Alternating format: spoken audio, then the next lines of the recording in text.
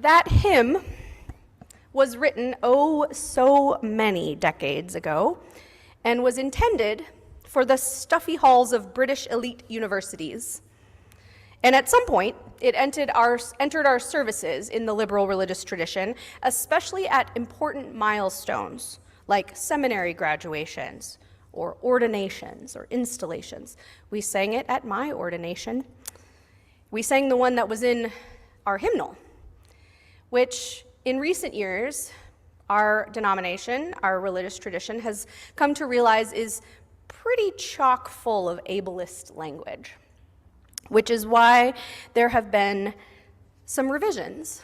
And that's the revision that is the most recent that we just sang. It eliminates language of standing and marching and whatnot.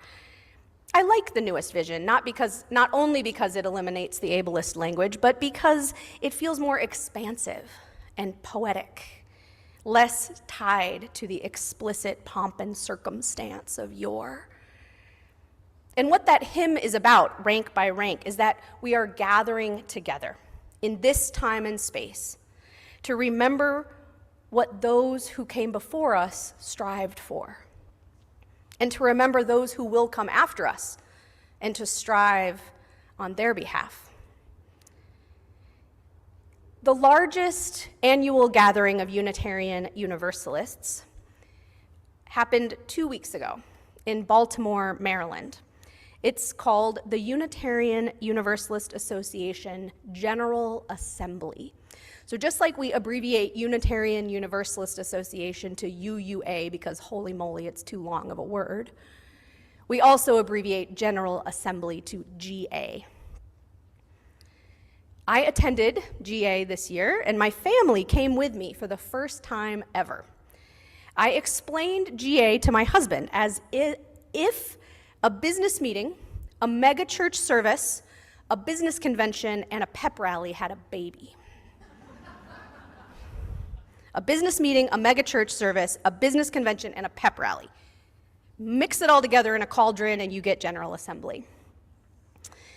Now, the primary goal of GA is to do the business of our association. That's that business meeting part. Each congregation, including our own, sends delegates to represent each congregation to vote on the business before the entire association. Budgets, elections of officers, decisions about statements of public witness, things like that. General Assembly is one of those times that our interconnection is deeply visible. So bear with me for a moment. I'm going to delve into a little bit of religious history. I promise it will be worth it. Our religious ancestors, way back, were the Puritans. Really. Those people from England who came here and settled mostly in Massachusetts, they were seeking a new way of doing religious community together. In the mid-1600s, the Church of England issued this big document that was to apply to all the churches in the empire, including those here in the colonies, those founded by the Puritans. This big document was called the Westminster Confession. The Puritans over here agreed with most of what it said, except insofar as it described the organization and governance of the churches. Now, of course, in the Church of England, they have the churches, the priests, the bishops, and then at the top, the king. The Puritans envisioned a flat, non-hierarchical structure that has come to be known as congregationalism, that each congregation was entirely independent unto itself, to support itself financially, choose their own ministers, make their own decisions, welcome new members, censure those members that were problematic. In 1648, they issued a rebuttal to the Westminster Confession, titled The Cambridge Platform. If you read the preamble to the Cambridge Platform, it reads very much like a letter to a parent. Like, thank you so much for all your wisdom. So amazing. Everything you said, we totally agree. We are brothers. We agree with everything except this one little thing. It's not a big deal. And then they go on to explain how clearly they disagree with this thing that they said is not a big deal. Now remember, these were people who were under the king. They were colonists. If the king decided to shut them all down, he could. And actually shortly after this was written, the governor did send word that the king sent word they were going to send a governor over to sort of observe them. And one theory is that anxiety was what inspired or tilted the colonies toward the Salem witch trials. So we have this idea that they were just all really uptight, but they were trying to live their faith the way they believed it to be true. And they were really afraid that the powers that be were going to come down and crush them. So this was the Puritan congregations. They were living in this very congregationalist, flat organization for many years, and eventually in the 1800s, those churches split. Half of us became known as Unitarians. The other half kept the name Congregationalist, and they later joined together with some others to be known as the United Church of Christ, or the UCC.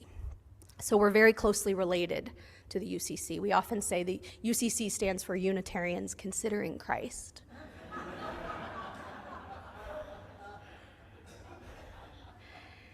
But there are two very important points that we need to remember about the early Congregationalists. One, they were not only our religious forebears, but they were also the models for which our United States government was modeled.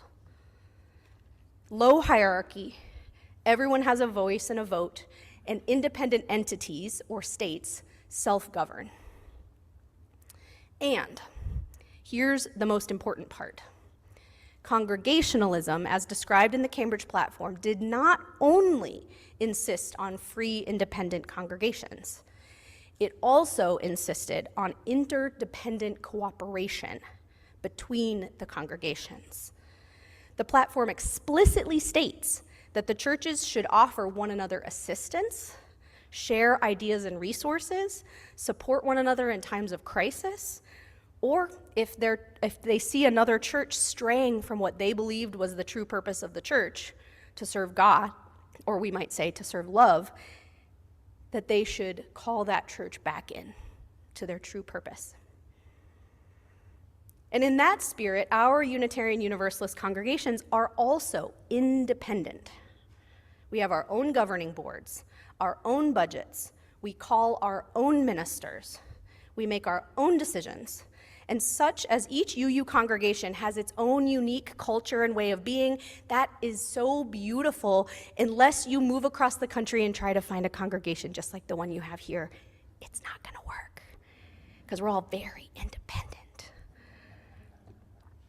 But we're also interdependent. We have the Unitarian Universalist Association. The UUA does not exist except for the congregations that make it up. Sometimes there's this idea that the UUA is this entity somewhere in Boston. And yes, there is an office of the UUA in Boston. And we do elect some officers and some staff that support the Unitarian Universalist Association. But the Unitarian Universalist Association does not exist except for that we, the congregations, make it up. It is how we live out our cooperation that was called for by our religious ancestors, albeit in our own modern way. Join we now their ageless song, one with them in aspiration. Now, back to this year's General Assembly.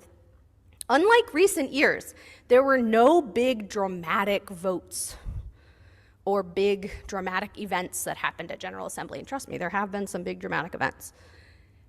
Except insofar, it was really the first fully hybrid General Assembly in our UUA's history.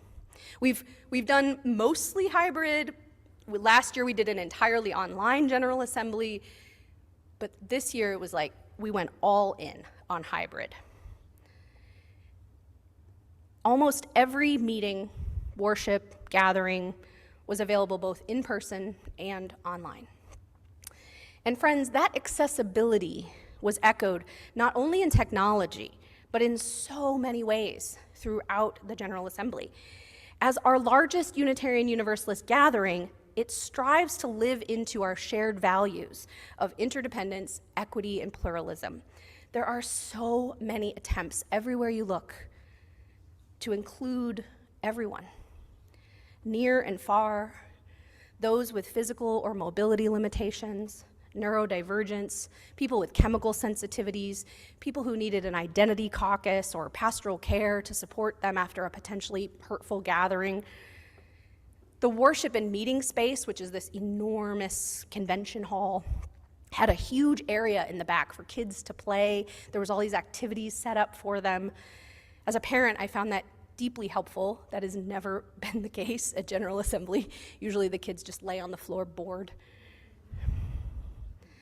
For me, these attempts at accessibility and inclusion and interconnectedness, all of them, from hybrid everything to the other ways that we're trying to live our values, were a way of saying our interdependence matters.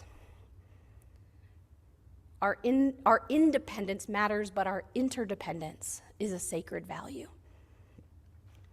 And now, let me tell you, these attempts at accessibility and inclusion and interconnectedness are not easy. They're not fast. They're not without bumps and wrinkles. Acknowledging multiple perspectives, hearing different opinions, debriefing harm can all take time. Having kids present, even in a designated space, means more noise, more movement. It can be distracting to other people. Creating more physical accessibility means that those who are more able-bodied might have to walk farther or sit in a different section to make sure we can accommodate everyone. There are those of us in our society who want us to do things more simply. To go back to a time where we didn't acknowledge or honor difference. To not include people with different abilities or celebrate love in all its forms. There are those of us who want to live as if this diversity didn't exist. To make things more expedient or easy or agreeable to someone. And in doing so, that excludes or otherwise harms anyone who doesn't fit that mold. And as Unitarian Universalists, we want a world where everyone can flourish, where everyone can participate, join the conversation, the decision-making, celebrate their fullness in the embrace of community. Creating that world will always mean that there is tension. Living into it is not easy, but we believe it's better that way. We believe that changing the words to a beloved hymn does not take away from the past. It allows the hymn to be shepherded into the future so more people can enjoy it. That including our children in worship and in gatherings means a stronger future for all of us. That celebrating all genders and sexualities means that none of us needs to be trapped by the arbitrary rules of a binary. If you want to go fast, go alone. If you want to go far, go together. As we conclude this 4th of July weekend, I'm really excited for the fireworks to stop. So are my dogs. I can't help but consider the ways that our nation's founders, modeled after our religious ancestors, were striving to live in that tension between independence and interdependence. And it was a tension. Our 3-branch system of government is not efficient. It's not clear or straightforward, and it is often frustratingly slow. But at its best, it balances the needs and wants of the few and those of the many. When the president in power is someone whose policies I agree with, I wish they could just simply act to get stuff done. But when the president is less agreeable, I give thanks for the layers of independent and interdependent checks and balances, and I pray that they continue to hold. Historically, we religious liberals have leaned heavily toward the independent side of our Congregationalist heritage. Just try to tell our UU congregations that they all need to do something. Just try it. Go ahead. It won't work. When people accuse us of being a cult, I remind them that a cult is an organization with a charismatic leader, and everyone loses their autonomy in the group. The charismatic leader has ultimate authority. Holy moly, is that not the case here? If I was like, right, we're all going to believe this, you would all just be like, no. Even if you wanted to, you just, no. We are an independent bunch. But the more we live into the current political and economic landscape, the more we realize that our interdependence is just as important, if not more so. We need one another to take turns at the front of that V formation, to lead and give the rest of us a chance to rest while we continue moving forward. We need to cooperate, not just with other Unitarian Universalist congregations, but with other churches, synagogues, mosques, religious communities near and far, with community groups and nonprofits and government entities, and anyone who will collaborate to move forward a vision of a world where everyone matters. It won't be fast, and it won't be particularly efficient. Collaboration is messy. Acknowledging multiple perspectives and opinions is annoying. But it is the true expression of our values. Working together, celebrating and benefiting from the experiences and gifts and strengths of all of us. All of us need all of us. Sometimes we take the lead, often we follow the leadership of others, taking our turns in the journey toward a better world. Our ancestors called for it, and our future depends on it. What they dreamed be ours to do, hope their hopes, and seal them true. Amen. And may it be so.